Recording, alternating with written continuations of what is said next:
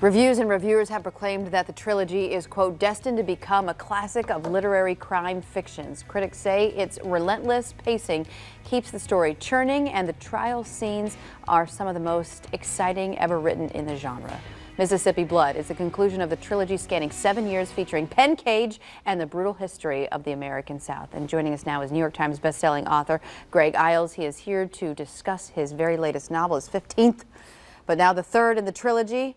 The conclusion. Greg, it's so good to see you. Thanks for being here. Thanks for having me. I don't even honestly know where to start with you, because just talking to you in the commercial break, my jaw was literally at the floor just listening to your story about how you came to be as a writer, how you came to come across this trilogy. So let's talk about how you came across the trilogy. You were a very accomplished writer beforehand. You were on your what novel when you came up with the idea to write this now sensation? Well, I was on my 12th novel. It had been #1 in paperback. I was 51 and feeling cocky. And I started to write about race and family in the South. And I started to think one book wouldn't contain it. My publisher wasn't happy. I pulled on the Highway 61 and a truck hit my driver's door going 70, took off a leg, tore my aorta, crushed many, many bones. So when I woke up out of a coma, I had a very different view of the story. And I decided I would forge ahead without caring who got angry, who got upset, etc.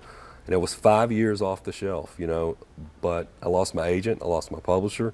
But after the accident. After the accident. You lost all of that. You know, people forget, this is not some dreamy literary thing. It's a business, and publishers are in business to make money. They had paid me a huge advance a couple of years before. I owed all that back. I mean, I went from the top to the bottom. But luckily, about a week before the first book came out, a tweet came out that said, Natchez Burning's the best thriller written in years. Ken Follett said that, and that sort of started the ticking, and then it took off, thank goodness. Wow, and now you're at the end of the trilogy. And you're like thinking, this has been like a lot for you, because I know this is passionate. Well, 24 years ago, this has been a weird week for me. 24 years ago, I was on my first tour driving up the east coast of Florida from Miami, where I first saw this band, the Rock Bottom Remainders of writers I'd end up playing in. And I was nobody. And I was all these little beach stores, you know, signing, and I went all the way to Kentucky. 2 days ago, I was driving up this coast, and I got the call that the book outsold every book in America and Canada, and it's on just every freaky. list, not every just, I mean, list. like it's the top of USA Today, Wall Street Journal, Canada, New York Times, everywhere. It's just mind-blowing, really. And so to have that perspective of, you know, just starting out, however many years ago, we won't throw numbers at you.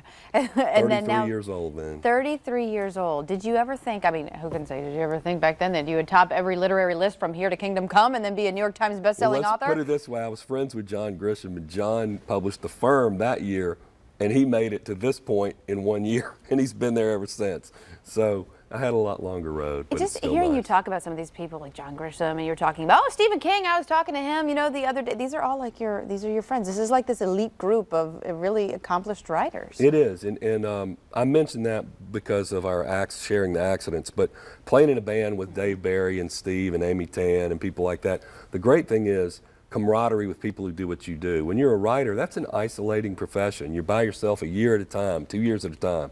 So when you go out on tour in a plane or in a bus with a bunch of writers who do what you do, aside from them being insane like Dave, that's sort of your only release you get. Well, talk about that. Talk about going out on the bus with these Well, guys. What was it? What were you doing? Where were you going? We play for charity. We play musical gigs for charity. Because you were really in a band big venues. before, correct? Yeah, a few of us in the band, myself, Mitch Albom, Ridley Pearson, were professional musicians before the band. Okay. But as Dave says, we play music about as well as Metallica writes novels. This is alcohol retired. But we do draw big crowds, and we get a lot of money for children's literacy. But it's fun for us more than anything else. Okay, so I'll give you, usually I have a direction with the interview, but I'm going to let you tell what you want to say. You can either tell us, A, because we only have about 1:30 left, how you got into be a writer, because, you know, I know that's probably not something you can sum up in 1:30, or you can tell me a little bit about the book. Let me just say something about the book, and the best thing is not to scare people. These are very long books. The three put together are almost 2,300 pages, like Game of Thrones style. I know. But here's the intense. thing. The reviewers say, this is William Faulkner for the Breaking Bad generation. This is not big, heavy tomes that preach to you.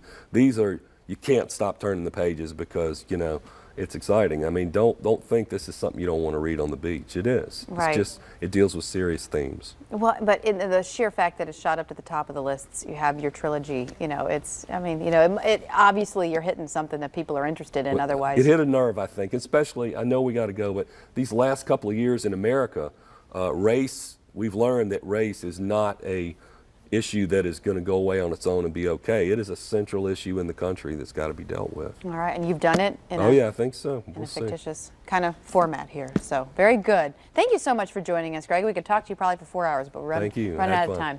Good to see you. You can pick up a copy of Mississippi Blood wherever books are sold, which includes, by the way, speaking of places over at the beach, Rona's Place, the Bookmark over at Neptune Beach. We'll have it there.